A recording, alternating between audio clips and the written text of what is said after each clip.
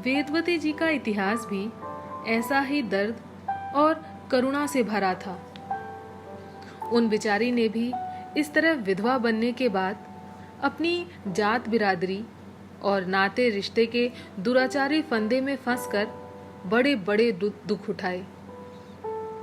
एक धनी रिश्तेदार से उन्हें गर्भ रहा, उसे कोशिश करके निकाला ना जा सका तो वेदवती से कहा कि मेरे कारखाने के एक जुलाहे छुट्टे मियाँ का नाम ले लो, बाकी मैं सब ठीक कर लूंगा।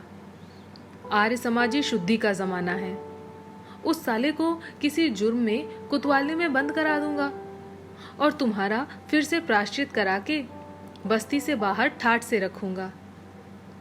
भोली वेदवती उसकी बातों में आ गई। छुट्टे मियाँ मेरे यार के कहने से मान गए और मुझे अपने घर ले गए। वेदवती जी इसी तरह से चली गईं। बाद में न छुट्टे मियाँ ने उन्हें अपने यहाँ रखा और न उस धोखेबाज चहेते बिरादरी वाले ने। हाँ, छुट्टे मियाँ ने चलते जमाने का जस लूटने के लिए वेदवती जी को मुसलमान जरूर बनवा दिया और बाद में एक रंडी नायका के हाथ बेच भी दिया। वेदवती जी अपने आप को ऊपर से उसी तरह से ढाल ली, मगर अपने दिल के भीतर वे सुखी नहीं थी। एक दिन वह बस्ती में जो पारिक था उसमें आर्य समाज की सभा हुई, उसमें गई थी। स्वामी वेद प्रकाशानंद उसमें बोल रहे थे। स्वामी जी के भाषणों में तो जादू रहता है। वेदवती जी भी उनकी भक्त हो गईं। स्वामी जी पूरे आर्यवीर हैं। उन्होंने पुलिस कचहरी में दौड़ धूप करके बूढ़ी नायिका पर वेदवती जी को भगा लाने और उनसे गंदा काम कराने का आरोप लगाया और शहर में आंदोलन मचा के उन्हें अदालत के हुक्म से छुड़ा लाए। वेदवती यहाँ आके शुद्ध हो गईं और अब वेद मंदिर में खाना बनाती हैं। सफाई वगैरह के सारे प्रबंध भी उन्हीं के कुशल हाथों में हैं। दिन में ऋषि देवी मंदिर में आर्य कन्या पाठशाला चलाती हैं। वेदवती उसका भी प्रबंध करती हैं और खुद भी पढ़ती हैं। मैं वेद मंदिर में सुख से रहने लगी तथा ऋषि देवी जी की असिस्टेंट मास्टरानी बनके पढ़ाने लगी। भगवान कसम सच कहती हूँ, मैंने या तो अपने नाना नानी के घर में अपने आप को इज्जत आबरूदार समझा था या अब यहाँ पर फिर से समझने लगी थी। मेरा नाम निर्गुण देवी ही रहा। हम 3 स्त्रियों की उम्र करीब करीब बराबर ही समझ जाइए। ऋषि देवी, वेदवती दोनों ही मुझसे 2-4 बरस बड़ी थी, पर हम तीनों में बड़ा प्रेम हो गया। स्वामी वेद प्रकाशानंद अपने ढंग के अनोखे आदमी थे। वे इतने भले पढ़े लिखे और जोशीले आदमी थे। दलितों और दीन दुखियों का इतना भला करते रहते थे कि अकेले में हम तीनों स्त्रियों की काया पर ठाव कुठवाओं उनकी हाथ फेरने की आदत हमें बुरी लग के भी बुरी नहीं लगती थी। खुद भी हम लोगों के सामने वे अपनी कमजोरी को कभी कभी स्वीकार कर लेते थे। हम तीनों जब अकेली होती थी तो उनकी हंसी उड़ा लिया करती थी, मगर उनकी बुराई नहीं मनाती थी। बुढ़ापे में चोर चोरी करना छोड़ दे तो भी भला क्या, हेरा फेरी करने से बाज नहीं आता है। यहाँ एक बात मैं अपने जी की और भी साफ साफ लिख दूं कि ऋषि देवी और वेदवती जी की मदन प्यास काफी कुछ भोग कर काबू में आ चुकी थी, पर यह लिखते तनिक लज्जा भी आती है कि मेरी ज्वाला अभी तक शांत नहीं हुई थी। स्वामी जी कहा करते थे कि बुद्धमान आर्य समाजियों में से तुम तीनों का किसी से प्रेम भाव हो जाए तो मैं तुम्हारे ब्याह भी करा दूंगा। बहन ऋषि देवी जी तो कहती थी कि जीवन में 2-2 बार रांड हुई, सब कर्म भोगे। अब तो स्वामी जी की फलाहारी हाथ फेरियों का ही सुख लेकर जिंदगानी काट दूंगी। खैर, वेद मंदिर में सवेरे ब्रह्म मुहूर्त में ही हम लोग जाग पड़ते थे और स्वामी जी की अपनी ललकारती हुई आवाज में उठते ही पाठ करते थे। ओम पूर्णमदं पूर्णमिदं पूर्णात् पूर्णमुदच्यते पूर्णस्य पूर्णमादाय पूर्णमेवावशिष्यते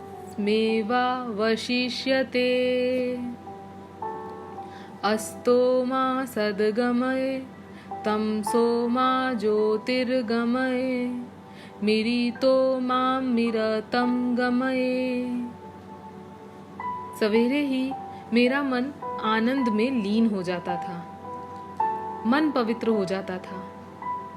5, 5:30 बजते न बजते बस्ती के 4-6 महाशय जी और भगनी जी लोग आ जाते। हवन होता।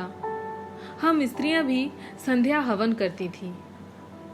ओम शन्नो देवी रभिष्टय आपो भवन्ति पीतये शंयोरभि सर्वन्तु नः। फिर उसके बाद किसी का प्रवचन होता या स्वामी जी के साथ हम 3 बहनों का परिवार जलपान करता। बेसन के लड्डू, मठरी, बेसन के सेव और चाय। हमारे स्वामी जी चाय के बड़े शौकीन थे।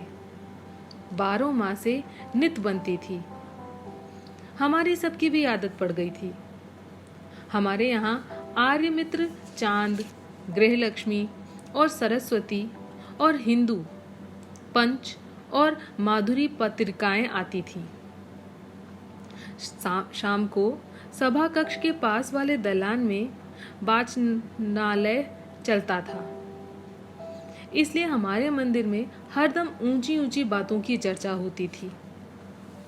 यह बात तो मैं दिल खोल के लिखूंगी कि भगवान दयानंद जी सरस्वती के आंदोलन और प्रचार से ही भारत भूमि की महिलाओं का भाग सही मायने में पलटा।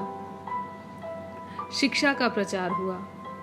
सैकड़ों हजारों की तादाद में आर्य कन्या पाठशालाएं खुली।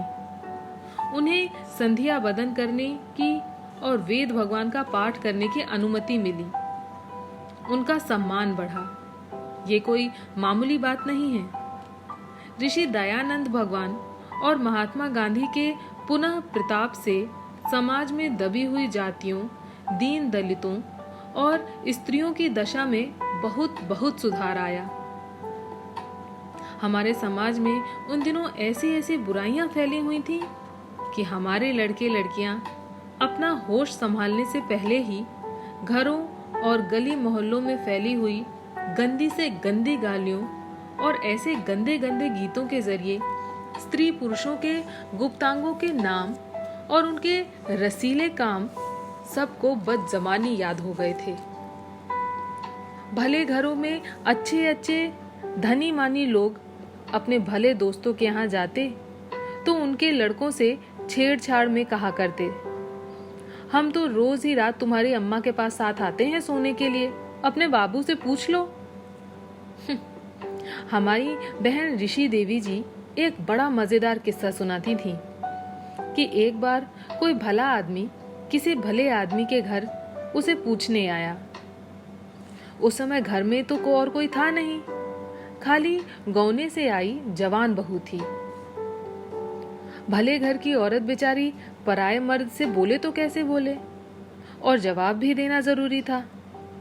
वो दरवाजा खोल के झट से गली में आई और उस भले आदमी के सामने घाघरा चौड़ा के मूतने बैठ गई। जब मूत चुकी तो अपनी मूत्रधार को फलांगा और फिर घर चली गई। भला आदमी बोला, वाह वाह, भले घर की औरत भला पराये मर्द से कैसे कहती कि नदी के पार गए हैं, सो करके दिखा दिया। ऐसा तो था हमारे समाज का शिष्टाचार। मतें भ्रष्ट हो चुकी थीं। जरा सा कोई बहाना मिला कि रंडी लौंडे का नाच जरूर ही कराया जाएगा। ऐसी हालत में हम भोले भाले आर्य बच्चे बच्चियों के मन में अपने आप ही समाज की बुराइयों में ही अपनी भलाई देखने लगते तो क्या बुरा करते थे। आर्य समाज और गांधी महात्मा जी की कांग्रेस ने इन बुराइयों को भारत देश से उखाड़ फेंका। यो तो बुराई भलाई कोई भी संस्कार हो, एकदम जड़ से जाता नहीं है, उसका लोप नहीं होता। हमारे यहाँ अब भी 50 सैकड़ों बुरी भली बातें फिर से उमड़ आई हैं। पर सब मिला के जब मैं सोचती हूँ तो यह अवश्य लगता है कि हमारे समाज में एक एक आदमी में अपनी उन्नति करने की वह शक्ति और समझ अवश्य आ गई है जो शायद पहले सैकड़ों हजारों वर्षों में कभी नहीं आई रही होगी। यूं तो मेरा मन उन दिनों बहुत अच्छा रहता था, पर बीच में कभी बसंतलाल दरोगा की और कभी मोहना की खबरें सुनने को मिल जाती थी तो उनसे मेरा दिल धड़क धड़क उठता था। एक दिन रात में 8 बजे बच्ची और मसीता चच्चा मुझसे मिलने आए। सब हाल बतलाया। घर में सिपाही तलाशी लेने के वास्ते भेजे थे। चच्चा के 2-4 हाथ भी मारे गए। पूछा गया कि निर्गुनिया कहाँ है, पर उन्होंने न बतलाया। एक दिन स्वामी जी खबर लाए, बड़े दरोगा जी तुम्हारे संबंध में पूछ रहे थे। मैंने कहा कि हाँ, श्रीमती निर्गुण देवी आजकल वेद मंदिर में ही निवास करती हैं। दरोगा बोला कि स्वामी जी आप उसे निकाल दीजिए, वो डाकू की पत्नी है। मैंने उत्तर दिया कि वह डाकू की पत्नी अवश्य है, पर खुद डाकू नहीं है और इस समय मेरी शरणागत है। तुम उसका कुछ भी नहीं बिगाड़ सकोगे। मगर यह सुनकर मेरा मन एकदम से सनाका खा गया। ऋषि बहन जी, वेद बहन जी दोनों वहीं खड़ी थी। मैं इन सब लोगों से खुल तो चुकी थी, इसलिए मैंने कहा, स्वामी जी वह पुलिस महकमे का हाकिम है।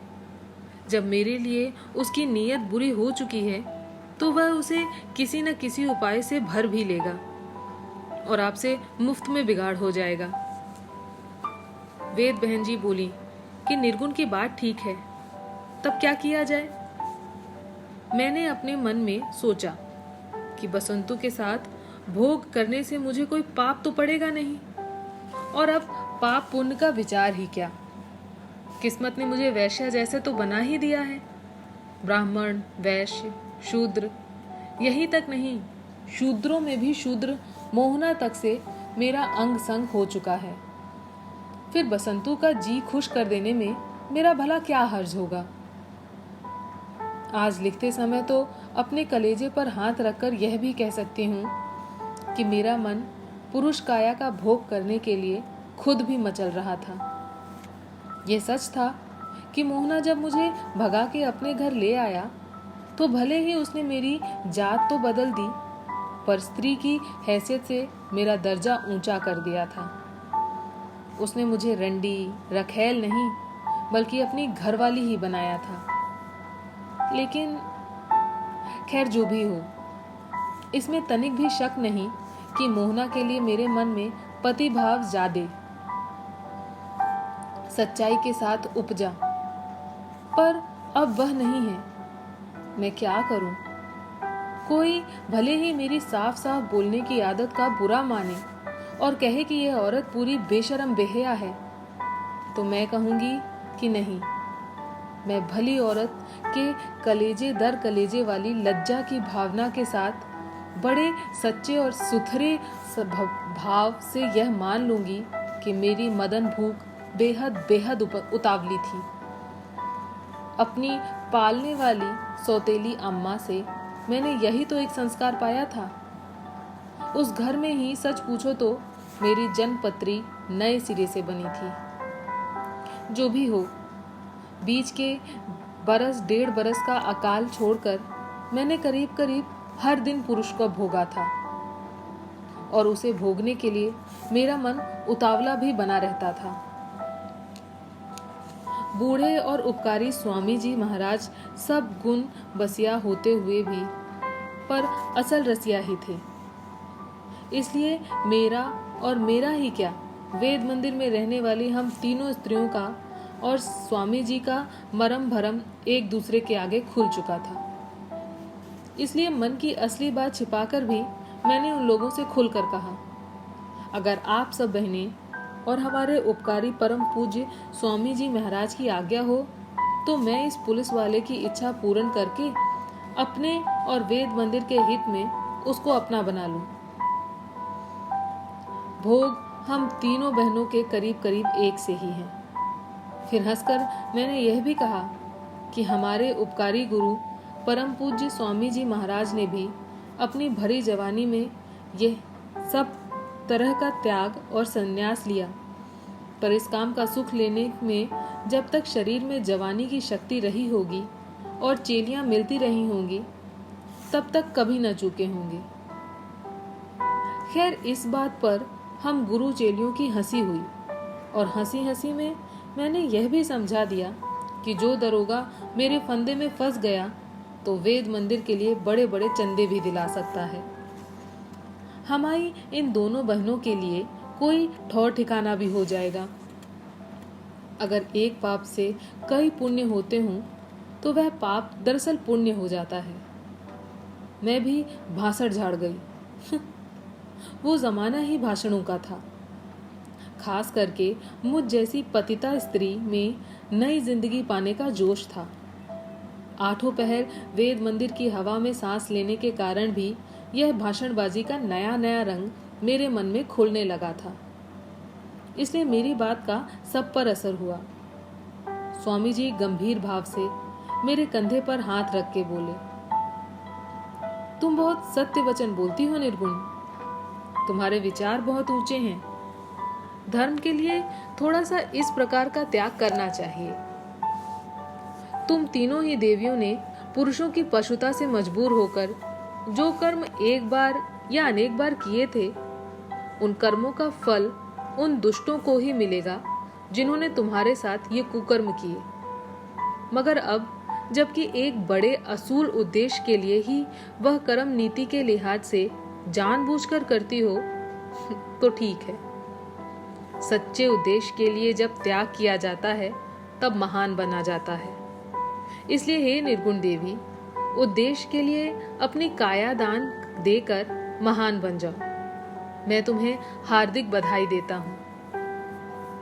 वो हार्दिक बधाई उन्होंने मेरे हृदय पर हाथ रखकर ही दी, जिससे मुझे उनकी सफेद दाढ़ी पर मन ही मन बड़े जोरों से हंसी आ गई। अपने बूढ़े आर्यपुत्र मसूरिया महाराज की इन्हीं हरकतों पर मुझे गुस्सा आता था। अब मैं यह लिख सकती हूँ कि हमारे परम पूज्य स्वामी वेद प्रकाशानंद अगर पढ़े लिखे न होते, सन्यासी होते न होते, तो रंडियों के बहुत अच्छे दलाल हो सकते थे। स्वामी जी ने मुझसे कहा, तुम एक चिट्ठी लिखकर मुझे दे दो, मैं खुद ही बड़े दरोगा के पास जाऊंगा। फिर हम तीनों बहनें अपने आपस में मिलकर बसंतु के नाम पर एक चिट्ठी का मजमून बनाए। मैंने लिखा, प्राणनाथ, मैं तो तुम्हारे लिए ही जल बिन मछली की तरह तड़प रही हूँ। मुझे उस दिन बुरा इसलिए लगा कि जैसा प्रेम हम लोगों के बीच में 6 वर्षों पहले जागा था और जिसके भाव से हम तुम दोनों पुजारी पुजारिन की तरह बंधे हुए थे, वह भाव किसी विधर्मी खानगी रखैल के घर पर तुम्हारे साथ मेरे बेशर्मी से प्रेम करने के कारण सदा के लिए गुलाब के कोमल फूल की तरह पंखुरी पंखुरी होकर बिखर जाएगा। सदा के लिए हमारा वो पवित्र भाव धूल में मिल जाएगा। हे मेरे प्राणों के स्वामी, मैं तुम्हारे बाद पाप पंख में गिर अवश्य गई थी, पर मेरा वह भाव जो तुमसे जुड़ा था मेरे हृदय में आज भी पूजा की वस्तु है। तुम्हारे चरण छूकर प्रार्थना करती हूँ कि मेरे मन से मेरे प्रेम देवता की वह मुरली जो तुम्ही ने अपने हाथों से गढ़ी थी, उसे भंग मत करो। तुम मुझसे एकांत में कहीं मिलो तो मैं तुम्हें अपना दिल खोलकर हाल बतलाऊं। तुम्हारे चरण कमलों के आंसुओं से धोकर अपने मन को पवित्र करूं। वह चिट्ठी मैंने अपने हाथों लिखी और अंत में उनकी सिखाई अंग्रेजी में भी I love you very very much dear तक लिख दिया। चिट्ठी भेजने का प्रबंध स्वामी जी ने कर दिया। देखो, अपने मन की एक सफाई भी अपनी कलम से इस कागज पर उतार देनी चाहिए। यह तो लिख ही चुकी हूं, और सच बात है कि मेरी काया पुरुष भोग के लिए भीतर ही भीतर मचल रही थी। हाँ, बस एक चीज मेरी आत्मा को खलती थी। मैंने ऋषि बहन जी से कहा था कि मेरे गर्भ में एक बच्चा पल रहा है। ऐसी हालत में अपने गर्भ के पिता को छोड़कर और किसी पुरुष का संग पाप जैसा लगेगा। ऋषि जी बोली, न पुण्य की सोचो और न पाप की। जैसे नियोग से संतान उत्पन्न करने वाली औरतें निष्काम भाव से पराये पुरुष का भोग करती हैं, वैसे ही करो। चाहो तो लगातार अपने मन में यही सोचती रहना कि मैं गर्भ में संतान वाले पिता से ही रमण कर रही हूँ। खैर, मेरे मन में चूंकि भले बुरे दोनों ही संस्कार गोरे काले पहलवानों की तरह दनादन कुश्तियां लड़ रहे थे। न ये जीते न वो हारे, मगर बसंतु की चिट्ठी तो चली ही गई थी, और उसका जवाब आया तो मैं दंग रह गई। उसके भीतर दरोगाई सा पहले वाला पढ़ा लिखा, समाज में सुधार करने की इच्छा करने वाला भला मास्टर आदमी अभी जाग रहा था। उसकी चिट्ठी आई। प्राण प्यारी, मैं नशे में बहक गया था, मुझे क्षमा करना। मैं आज रात 8 बजे तुम्हें वेद मंदिर के पास वाले टीले के नीचे से ले जाऊंगा। 2-4 घंटे के लिए एक डाक बंगले का प्रबंध कर लिया है। हृदय का हृदय से मिलन होगा, बातें होंगी, और मैं भले समाज में फिर से तुम्हें लाने के लिए तुम्हारी पूरी मदद करूंगा। उसने इस तरह की बातें चिट्ठी में लिखी थी। चिट्ठी बड़ी भाव भरी थी। मुझे अचरज हुआ कि पुलिस का ऊंचा हाकिम होकर भी इस आदमी के मन में नौजवानी की भोली उम्र का वह सरल सा हृदय अब भी क्यों कर पलता है। शायद इसका एक कारण यह भी हो सकता है कि बसंतु ने अपने जीवन का पहला प्यार मुझी से किया था। वह सुहाना कांटा वैसा ही सुहाना होकर अभी तक उसके मन में गड़ा है। मैंने सोचा कि आज रात छेड़छाड़ में उससे पूछ भी लूंगी, मगर मन में एक धड़का रह रह के उठता था कि वेद मंदिर का पास वाला टीला तो मेरे मोहना के सिकंदर मसीह वाला टीला ही है। चिट्ठी पाने के बाद दोपहर भर मेरा दिल न जाने क्यों बार बार धड़क उठता था।